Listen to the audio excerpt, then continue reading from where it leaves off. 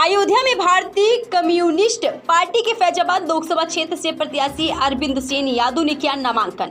Collector पहुंचकर किया नामांकन। वहीं एक सेट में किया गया नामांकन। पार्टी के नेता सूर्यकांत पांडे, जिला सचिव अशोक कुमार तिवारी रहे मौजूद। कल जुलूस के साथ फिर करेंगे ये नामांकन।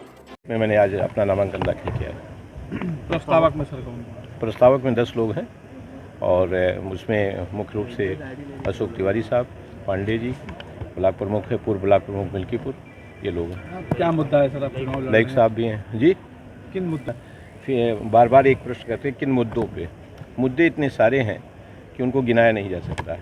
आप खुद स्वयं भी उन मुद्दों से प्रभावित हैं और पीड़ित हैं, चाहे वो महंगाई का मुद्दा हो, चाहे वो बेरोजगारी का मुद्दा हो, चाहे किसानों की समस्या हो, चाहे क्या कहते हैं खुलता जानवरों की समस्या हो, चाहे शिक्षा की समस्या हो, चाहे चिकित्सा की समस्या हो।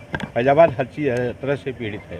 फैजाबाद में केवल धर्म के नाम पर एक राजनीति की जा रही है, जिसका समाज से धार्मिक स्वरूप में तो कहीं कहीं उसका तादाद में है, लेकिन जब उसको हम सामाजिक और व्यवहारिक रूप लेते हैं तो हम पाते हैं कि विकास के तौर पे, शिक्षा के तौर पे, चिकित्सा के तौर पे हमारा फैजाबाद शून्य है। बाबू जी की राजनीतिक शुरुआत कम्युनिस्ट पार्टी से हुई है। वो गरीबों और मजलूमों की लड़ाई लड़ते थे। जो पीड़ित था और जो शोषक था उसके खिलाफ, पीड़ित के पक्ष में और शोषक के खिलाफ हमेशा उन्होंने लड़ाई लड़ी है, गरीबों की मदद की है।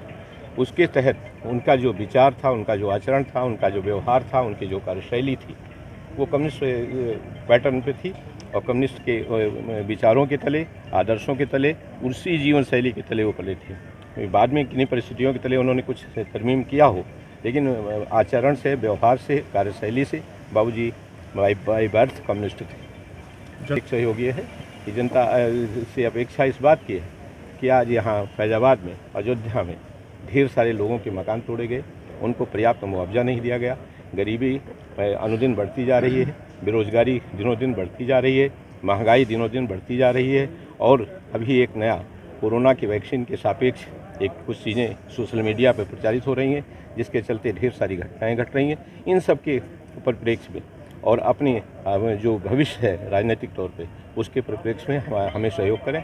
हम कोशिश ये करेंगे कि फैजाबाद को नई दिशा और नई दशा और राजनीतिक तौर पे एक नया आयाम दें।